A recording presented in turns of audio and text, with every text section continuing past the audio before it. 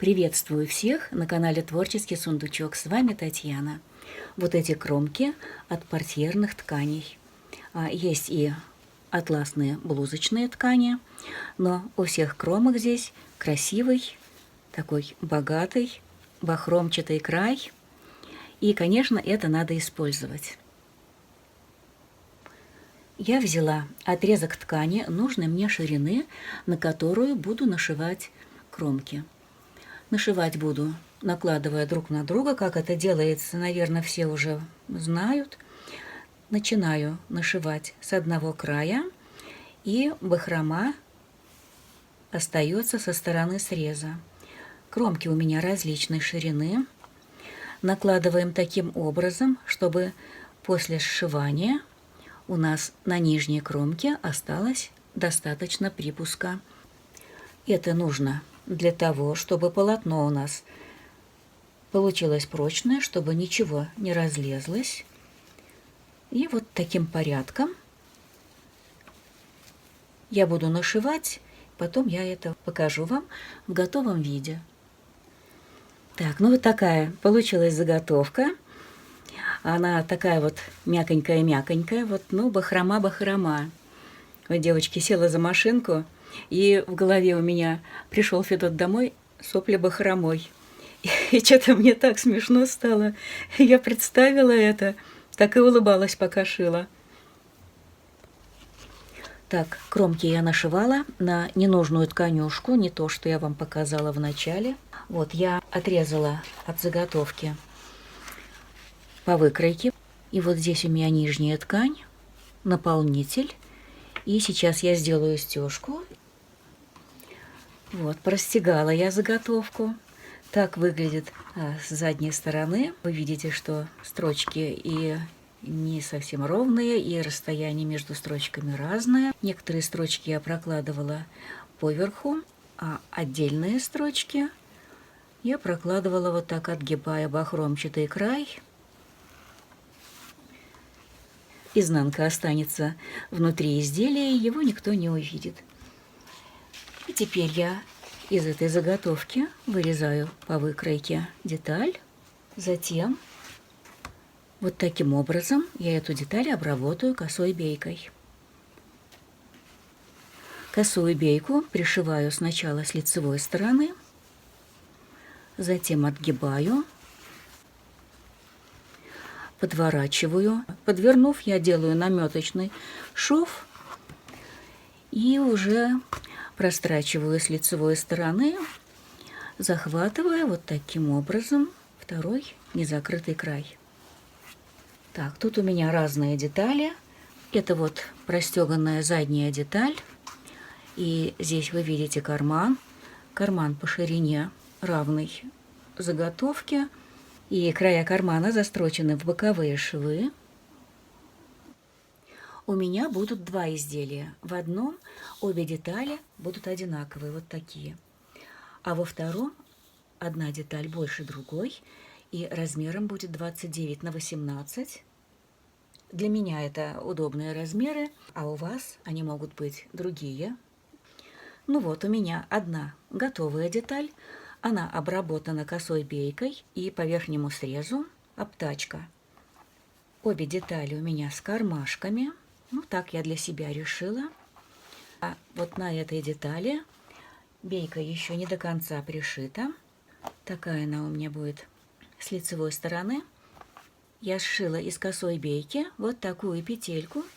Я ее вставлю вот сюда под бейку. И сейчас я это пристрочу.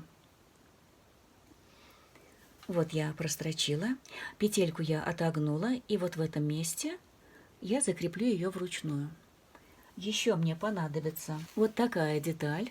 Заготовку я шила атласной стороной наверх, а бейку пришила, используя на лицо изнаночную сторону этой же ткани. Концы я оформила вот таким образом.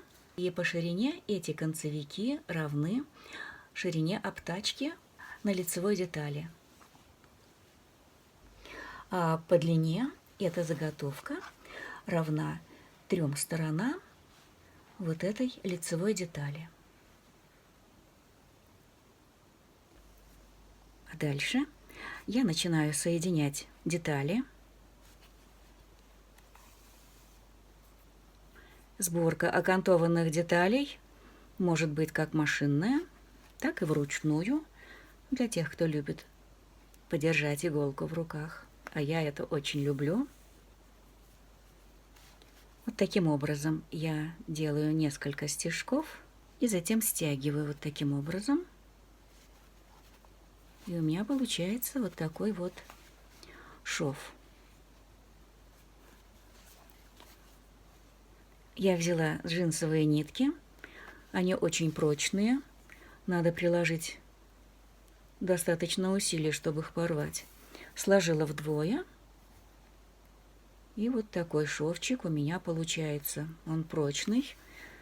Но сумка не такая, чтобы нести какую-то большую нагрузку. Поэтому ручного шва здесь вполне достаточно. Я так думаю, что это даже нисколько не уступает машинной строчке.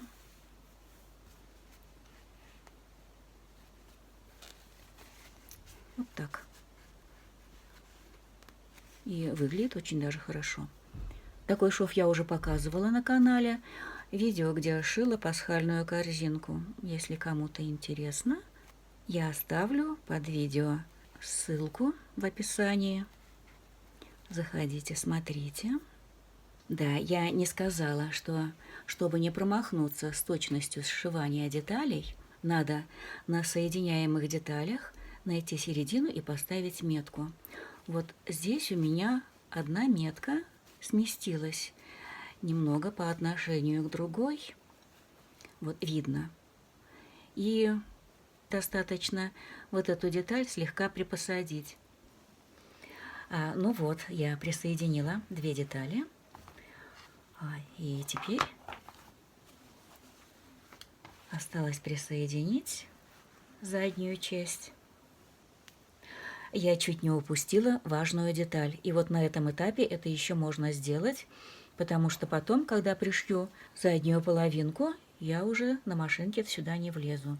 Мне нужны вот такие две шлевки и две рамочки. Вот таким образом я надеваю рамочку и к боковинке пришью сейчас. Шлевки у меня укреплены полоской ткани изнутри. Вот таким образом подворачиваю хвостик и пришью. Так, вот я пришила. С лицевой стороны ниточки я вытягиваю вовнутрь.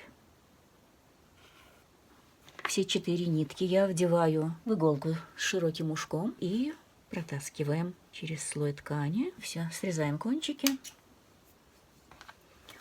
Ну и продолжаем.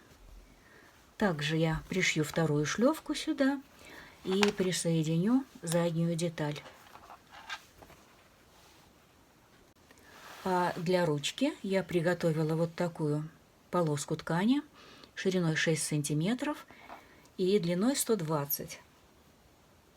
Ну вот, девочки, показываю вам готовую сумку.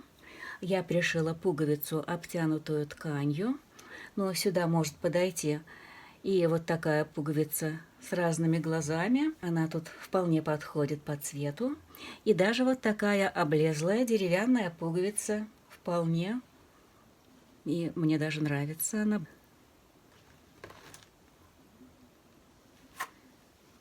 Так, вот внутри показываю. Внутри 2 кармана. Они здесь не помешают. В общем, сумочка такая, не маленькая. Мне она нравится. Нравится эта сумка. И думаю, что я ее буду носить с удовольствием. Я давно хотела такую вот сумочку через плечо. Показываю вам еще одну. Как я вам уже обещала, это сумочка без клапана. Здесь 1 карман. И она тоже вполне подойдет для летних прогулок. Ручка пришита вот таким образом. Один конец у меня пришит к задней стороне детали, а второй конец вот к передней стороне. Мне показалось, что так будет удобно. Так вот, с правой руки вот сюда, ручка не будет мешать. Вот такая сумочка-лакомница. И я хочу вам показать еще один вариант подобных сумок. Вот такая поясная сумка-лакомница. Это сумочка от одного из моих народных костюмов. И вот здесь, видите, да, от беечки отходит вот такая петелька, то есть и вот через эти петли на поясок. Вот такой вариант вполне подойдет для тех, кому во время работы на садовом участке, на огороде, да, положить телефон туда, платочек. Вот. Задняя сторона здесь простегана. Вот, сарафан вот такого цвета. Вот. Здесь у меня булавочки на всякий случай. Ну, вот такой еще вариант. Кстати, вот эту сумочку можно украсить. У меня много разных пуговиц. И вот я подумала, что почему бы здесь их не применить, как история рассказывает, что пуговица, она несет на себе такую роль от сглаза, да? Роль оберега. То есть пришить вот такие пуговички. Да, интересно получается.